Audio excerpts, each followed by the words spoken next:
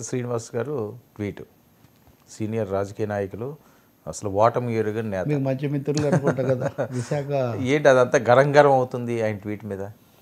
నిజంగా అండి ఇది ఏది ఎందుకు పోతున్నాయో ఎవరేం మాట్లాడి ఇందాక నేను వడ్డే శోభనాథేశ్వరరావు గారి పేరు చెప్పా దాన్ని వైసీపీ మీడియాలో అయితే తెలుగుదేశం నాయకుడు అనే వేస్తున్నారు ఇప్పుడు నిజానికి ఆయన ఏం తెలుగుదేశం నాయకుడు కాదు తెలుగుదేశంతో మొదటి నుంచి ఉన్నారు అంతవరకు నిజమే కానీ నిజానికి ఎన్నికలు జరిగినప్పుడు ఆయన లోక్దళ నాయకుడు అవును 83లో ఆయన గౌతు లచ్చన్న ఇప్పుడు గౌతు శిరీష్ గారు వీళ్ళు ఎమ్మెల్యే కదా తర్వాత వాళ్ళిద్దరు వచ్చి ఎన్టీఆర్ అన్నారు అప్పుడు ఏమనంటే లచ్చన్న గారు వచ్చి శోభనాథేశ్వరరావు గారిని చేర్చుకోమంటే నేను ఎలా కాదంటానని అంత గౌరవంగా మాట్లాడాడు గంటా శ్రీనివాసరావు గారు కూడా చాలా రోజుల నుంచి సీనియరు అనేక సార్లు గెలిచేది ఓటమి ఎరగని ఎన్నికలు అన్నట్టుగా ఆయన చెప్తూ ఉంటారు కదా మధ్యలో ప్రజారాజ్యం కాంగ్రెస్ అవి కూడా చూశారు ఏదైనా కానీ ఆయన ఏమన్నారండి నేను విజయవాడకు బయలుదేరాను అంటే అమరావతికి నాతో పాటు చంద్రబాబు గారితో చర్చలు జరపడానికి కోసం వ్యాపార బృందం కూడా ఒకటి బయలుదేరింది మేము తీరా అక్కడికి వెళ్ళబోయిన తర్వాత టికెట్ కూడా పెట్టారు టికెట్ తీసుకొని బయలుదేరబోతుంటే విమానం రద్దయింది కాబట్టి మీరు హైదరాబాద్కి వెళ్ళి విజయవాడకు వెళ్ళాలన్నారు ముక్కు ఇక్కడ ఉందంటే ఇలా చూపించాం కదా సామెత కూడా చెప్తుంటారు విశాఖ నుంచి విజయవాడకు తెలంగాణ మీదుగా వెళ్ళటం ఏంటి ఈ విషయం గురించి కొంచెం శ్రద్ధ తీసుకొని అవసరం ఇబ్బంది లేకుండా చూస్తే మంచిది అని ఆయన ఒక ట్వీట్ పెట్టారు ట్వీట్లో వాళ్ళని గురించి కూడా పెట్టారు ఆ టికెట్ ఈ టికెట్ 2 టికెట్లు జత చేశారు మూడోది ఈ ట్వీట్ను నారా లోకేష్ బాబుకు తర్వాత విమానయాన శాఖ మంత్రిగా ఉన్నటువంటి కింజరపు రామ్మోహన్ నాయుడు గారికి కూడా ట్యాగ్ చేస్తున్నానని కూడా అందులో పేర్కొన్నారు కాబట్టి ఇందులో నిజానికి ఇలాంటి పరిస్థితి కొంచెం ఆశ్చర్యపడే వార్తే కదా విశాఖ నుంచి విజయవాడకు రావడానికి హైదరాబాద్ మీద రావాల్సిన అవసరం ఏముందని ఆశ్చర్యపోదు అంటే రాష్ట్రం అభివృద్ధి ఇప్పుడు అమరావతిలో అంతర్జాతీయ విమానాశ్రయం అని మనం అంటున్నప్పుడు అవును అది ఎప్పటికి వస్తుంది శంషాబాద్ లాగా చంద్రబాబు గారి విజన్ ఎప్పుడు పూర్తి అవుతుంది అది పక్కన పెడితే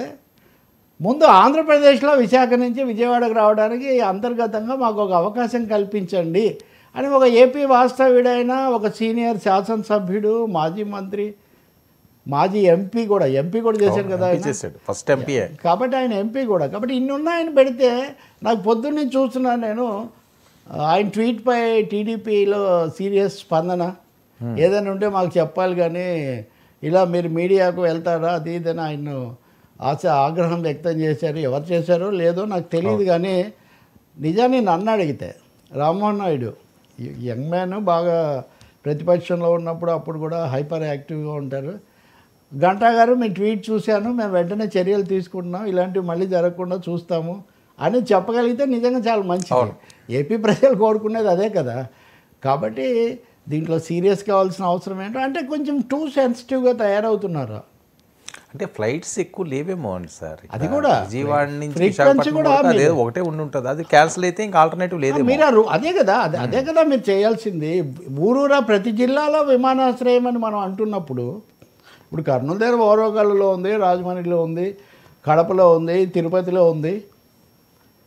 మీకు గమ్మత్తైన విషయం కాబట్టి ఇప్పుడు నిజంగా విశాఖ విజయవాడ కంటే ముఖ్యమైన నగరాలు ఏముంటాయి సార్ ఆంధ్రప్రదేశ్లో మీకు గమ్మత్తైన విషయం తెలుసా కడప నుంచి విశాఖపట్నం రావడానికి ఫ్లైట్ టైం ఎంత అనుకుంటున్నారు ఎంత ఉంటుంది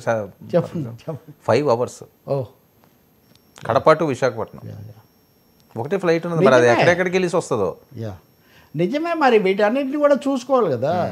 ఇప్పుడు ఒక 9 నెలలు ఈ ప్రభుత్వం అంత 10 రాష్ట్రం విడిపోయి 10 నెలలు అయిన 10 ఏళ్ళు అయిన తర్వాత 11వ ఏడు ఇప్పుడు దాదాపు అయిపోతుంది ఇంకా 11 ఏళ్ళు అయిపోయిన తర్వాత కూడా మీరు ఇంకా పాత విషయాలు విమానాలు వేసుకోవడానికి ఏముంది సార్ జిల్లా ప్రతి ఊళ్ళో విమానాశ్రయం ప్రతి జిల్లాలో పెడతామంటున్నప్పుడు నేను అడుగుతున్నా 3 రాజధానులు అనేది పక్కన పెట్టండి విశాఖ విజయవాడ మధ్య కూడా తగినన్ని విమానాలు లేని పరిస్థితి ఏముంటుంది ఫ్లో ఉందో లేదో తెలియాలి కదా సార్ ఉండాలనే కదా ఆయన కోరుకునేది 4 విమానాలు ఉంటే ఈ పరిస్థితి వచ్చేది కాదు కదా ఉండేటట్టుగా చూడండి మహానుభావని ఆయన అంటున్నాడు అది శాసనసభ్యుడు ఆలోచించాలి కదా మరి ప్రైవేటీకరణ అంత బ్రహ్మాండంగా వచ్చేస్తాయి విమానాన్ని చెప్తున్నాం కదా మనం అవును మరి చెప్తున్నప్పుడు అడగడంలో పొరపాటు ఏముంది వర్మ గారు మీరు కూడా అట్లా అంటే అట్లా ఆ విమానాలు పెట్టాలి కదా అవును